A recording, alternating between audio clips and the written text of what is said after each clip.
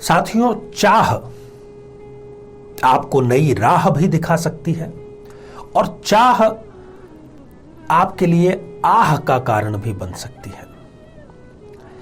साथियों, यहां पर हम प्रेम की बात कर रहे हैं और प्रेम के विवाह में तब्दील हो जाने की बात भी कर रहे हैं। क्या आपकी जन्म पत्रिका में ये योग है?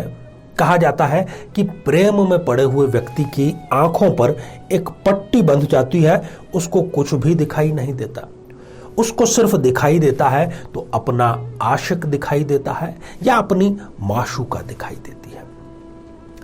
परंतु यदि वहीं पर थोड़ा सा रुक करके विवेकपूर्ण निर्णय ले लिए जाए तो हम इस बात का पूरी तरीके से पुख्ता तौर पर इंतजाम कर सकते हैं कि उन दोनों की जन्म पत्रिकाओं में यदि कहीं पर कोई गड़बड़ है, कहीं वो प्यार केवल एक आकर्षण मात्र न हो कि विवाह के बाद में फिर ऐसी नौबत आए कि ये कदम उठा करके गलती करी है।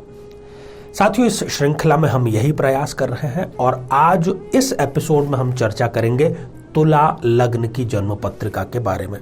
प्यार हुआ परंतु इकरार नहीं हुआ।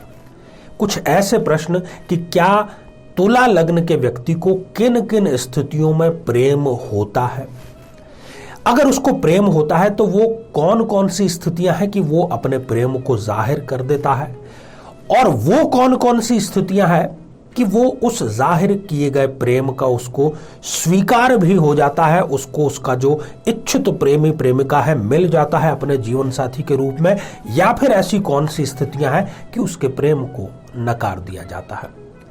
चाह आपके लिए आह लेकर के ही आएगी। दुनिया में किसी भी प्रकार की जो चाहत है वो चिंता साथ में लेकर के आती है। चाह गई, चिंता मिटी और मनवा बेपरवाह। जिसको कुछ नहीं चाहिए वो है शहंशाह। कबीर ने बहुत गहरी बात कही है, परंतु भौतिक जगत में हम यहां पर हैं, एक सोसाइटी के अंतर्गत रहते हैं, तो यहां पर चाह भी होगी और उसकी मंजिल प्राप्ति का रास्ता भी आपको जरूर मिलेगा। तो साथियों, यदि आप अपने लग्न से संबंधित एपिसोड देखने से रह गए हैं तो यहां आई बटन में हम उसका लिंक भी प्रोवाइड करा रहे हैं ताकि जाकर के आप अपने लग्न से संबंधित एपिसोड देख सकें। आगे बढ़ें उससे पहले एक बेहद जरूरी सूचना कि हम हमारे प्रत्येक एपिसोड के अंत में किसी न किसी जातक के प्रश्न का उत्तर देते हैं और ये प्रश्न हमें प्राप्त होता है आप लोगों के ही द्वारा YouTube कमेंट के माध्यम से। तो साथियों, जब भी आप अपना कमेंट लिखें उसके ठीक पहले आपको लिखना है #आचार्य चंद्रकांत, अपना प्रश्न पूछना है। और हाँ, इसी एपिसोड से संबंधित एक बेहद आसान प्रश्न इसी एपिसोड के अंत में आपसे पूछा जाएगा, उसका सही उत्तर साथ में लिखना बेहद जरूरी है। तो आइए साथियों, जन्म पत्रिका के माध्यम से तुला लग्न पर थोड़ा सा दृष्टिपात करते हैं। साथियों, ये जो आप स्क्रीन पर एक जन्म पत्रिका देख पा रहे हैं, यह है तुला लग्न की जन्म पत्रिका। और तुला लग्न में पंचमेश और तुला लग्न में प्रबल योग कारक ग्रह है शनिदेव। जी हाँ, शनि पंचमेश है, शनि न्यायाधीश भी है। पंचम भाव से ही हम प्रेम संबंधों के बारे में, प्रेम की उत्पत्ति के बारे में, प्रेम होगा या नहीं होगा इस बारे में हम जानकारी प्राप्त करते हैं।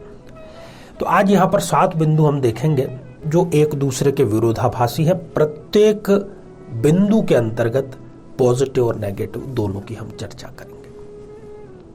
साथियों, सबसे पहला बिंदु है कि यदि इस जन्म पत्रिका में पंचमेश शनि त्रिक भावों में जाकर के बैठ जाता है, 6ठे में, 8वें में, 12वें में, तब ऐसे व्यक्ति को यदि प्रेम होता है तो वो पहली बात तो प्रेम अपना एक्सप्रेस नहीं कर पाता, वो प्रेम उसका एक तरफा प्रेम बन करके रह जाता है। और यदि वो हिम्मत करके आगे बढ़ाता भी है तो उसका जो प्रेम है वो परवान नहीं चढ़ पाता। अब इसके ठीक उलट यदि स्थिति है, यदि यहां पर शनिदेव स्वग्रही हैं, अर्थात जहां पर 10 नंबर 11 नंबर ये दोनों राशियां हैं, यदि वहां पर विराजमान है, या फिर शनिदेव उच्च के हो गए हैं लग्न में बैठ करके, तब इन स्थितियों में इस व्यक्ति को प्रेम में अपार सफलता मिलेगी। वैसे भी जो तुला लग्न का व्यक्ति है बहुत ही तोल मोल करके प्यार करने के मामले में भी वो आगे पीछे सब कुछ सोचता है। अंधा प्यार तुला लग्न का व्यक्ति अधिकांश मामलों में देखा गया है कि नहीं करता है। उसमें भी वो अपना दूरदर्शिता दिखा देता है, अपना प्रॉफिट उसमें वो देख लेता है। तो स्वग्रही यदि उच्च का है तो फिर इन दोनों ही स्थितियों में इसका प्यार परवान भी चढ़ेगा और इनको प्यार में सफलता भी अवश्य ही मिलती है। साथियों, दूसरी स्थिति यदि पंचमेश शनि नीच राशि के हो जाए।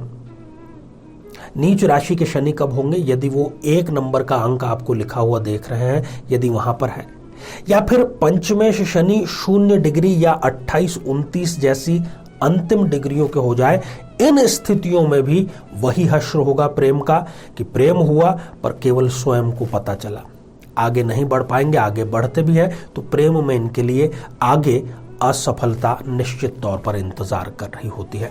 परंतु यदि पंचमेश शनि अच्छी डिग्रियों में है, अच्छी प्लेसमेंट के साथ में है, तो वो शक्तिशाली स्थिति में है।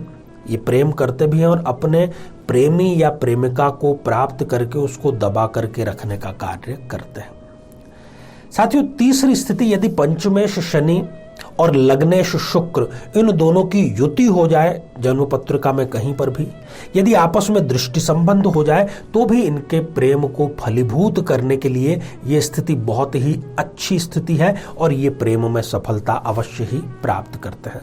परंतु यदि जन्म पत्रिका में, इस जन्म पत्रिका में शनि और शुक्र इन दोनों का कोई संबंध नहीं है, किसी प्रकार से दृष्टि संबंध नहीं है यदि, तो फिर वो इनके लिए एक फेवरेबल स्थिति नहीं कही जा सकती। खासतौर पर प्रेम संबंधों और प्रेम संबंधों के परवान चढ़ने के प्रश्न को लेकर के असफलता इनको उसमें जरूर मिल जाती है। अब बात करते हैं मंगल की, जो कि द्वितीयेश और सप्तमेश है। साथियों, यदि इस जन्म पत्रिका में मंगल स्वग्रही हो जाए, अर्थात 1 या 8 नंबर का अंक जहां पर लिखा है वहां विराजमान हो, यदि मंगल उच्च के विराजमान हो 10 नंबर के अंक में मकर राशि में हो, तब भी इनको खास तौर पर मंगल की दशा अंतरदशा में प्रेम होता है। प्रेम का ये इकरार भी करते हैं और प्रेम इनका परवान चढ़ करके सफल जरूर होता है। परंतु इसके विपरीत यदि मंगल नीच राशि को हो जाए, जहां पर कि 4 नंबर का अंक आप लिखा हुआ देख रहे हैं कर्क राशि में, नीच का हो गया यदि, तो प्रेम संबंधों में इनको सदैव असफलता ही देखने को मिलती है। 5वें बिंदु की बात करते हैं चंद्रमा की, जिसकी प्रेम में सबसे बड़ी भूमिका है मन की। मन का कारक है चंद्रमा। यदि चंद्रमा स्वग्रही है, अर्थात 4 नंबर के अंक के साथ में यदि लिखा हुआ है, तो ये सर्वोत्तम माना गया है प्रेम के दृष्टिकोण से, और प्रेम इनका परवान चढ़ेगा और इनका प्रेमी जो है वो इतना इनका ख्याल रखेगा जितना कि ये सपने में सोच भी नहीं सकते हैं। परंतु इसके ठीक उलट यदि चंद्रमा नीच राशि के हैं, 8 नंबर के अंक में यदि वो विराजमान है, तो इनको प्रेमी से एक बहुत बड़ा धोखा मिलता है। प्रेमी या प्रेमिका जो भी हम कहें जातक के अनुसार। साथियों, छठी स्थिति नवम भाव को लेकर के है। बार बार हमने इस श्रृंखला में नवम भाव की चर्चा की है। यदि नवम भाव में पाप ग्रह है, खासतौर पर राहु, केतु, शनि, मंगल जैसे, तो ऐसा व्यक्ति प्यार करता है, इकरार भी तुरंत करता है और तुरंत उसकी स्वीकारोक्ति भी होती है। परंतु यदि नवम भाव में शुभ ग्रह हो, गुरु हो, शुक्र हो, चंद्रमा, बुध, इस प्रकार के ग्रह हो, तो ऐसा व्यक्ति हिम्मत ही नहीं जुटा पाता अपने प्यार को आगे बढ़ाने के लिए। सफलता की बात तो बहुत दूर की है। साथियों, अंतिम और 7वां बिंदु आज का है शुक्र, जो कि इस जन्म पत्रिका में लग्नेश है, संबंधों का कारक है, व्यक्तित्व का कारक है। यदि शुक्रदेव राहु, केतु, शनि, मंगल इन प्रकार के ग्रहों की युति के साथ में है, तो प्रेम में यह सफलता की गारंटी देता है और प्रेम ये करता ही है व्यक्ति। प्रेम विवाह की भी प्रबल संभावना यहां पर होती है। परंतु यदि शुक्रदेव अकेले विराजमान है, जो कि बहुत ही कम स्थितियों में होते हैं, तब फिर इनको शुक्र की तरह प्रेम से वंचित होने का कार्य यहां पर करते हुए देखा जाता है। तो साथियों, ये सारी स्थितियां हैं। इन सारी स्थितियों में यदि कोई ग्रह 0 डिग्री का या 28, 29 जैसी अंतिम डिग्रियों का हो जाए, तब फिर वो फलीभूत नहीं हो पाता है। श्रृंखला हमारी जारी है। प्रेम को परवान, अर्थात प्रेम में आप हैं, शादी करना चाहते हैं, श्रृंखला जरूर देखिए। आपका कोई मित्र है, सखा है, सगा संबंधी है, उसको भी दिखाइए, क्योंकि बाद में सिवाय पछतावे के और कुछ हासिल नहीं होता जब अपने स्वयं के सपने व्यक्ति टूटते हुए देखता है। पहले तो व्यक्ति होता है किसमें? ओवर कॉन्फिडेंस में, और बाद में उसको शिकार होना पड़ता है ओवर थिंकिंग का। ऐसी स्थिति आपके साथ में नहीं होनी चाहिए। तो आइए साथियों, अब हम बढ़ते हैं आज के हमारे कमेंट के चरण की ओर।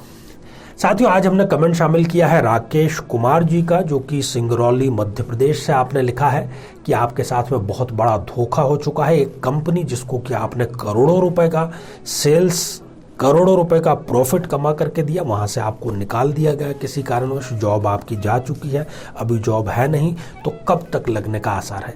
देखिए, आपका ये जो संघर्ष है अभी लगभग 1 वर्ष और चलने वाला है। देखिए, मैं हूं थोड़ा सा स्पष्टवादी व्यक्ति, और अभी जो राहु का गोचर काल भी चल रहा है, राहु की स्पष्ट दृष्टि आपके लग्न में है, वो गोचर आपके बिल्कुल भी फेवर में नहीं है। इसलिए इंतजार करें, वेट एंड वॉच करें, और विष्णु सहस्त्र नाम का पाठ प्रारंभ कर दें। तो साथियों, अब आज का बेहद ही आसान सा प्रश्न। आज हमने चर्चा की तुला लग्न की, तो तुला लग्न में योग कारक ग्रह कौन सा होता है? साथियों, आप सभी स्वस्थ, समृद्ध और शांतिपूर्वक जीवन व्यतीत करें। नमस्कार। जीवन में किसी समस्या का सामना कर रहे हैं, जैसे कि शादी में देरी होना, पति पत्नी में मनमुटाव या तलाक तक की नौबत आ जाना, संतान का प्राप्त न हो पाना, नौकरी या धन प्राप्ति में बाधा आना, जीवन के प्रत्येक क्षेत्र में किसी न किसी प्रकार की बाधा आना, तो आज ही अपनी जन्म पत्रिका का संपूर्ण विश्लेषण करवाएं और पाएं समस्या से सदैव के लिए मुक्ति।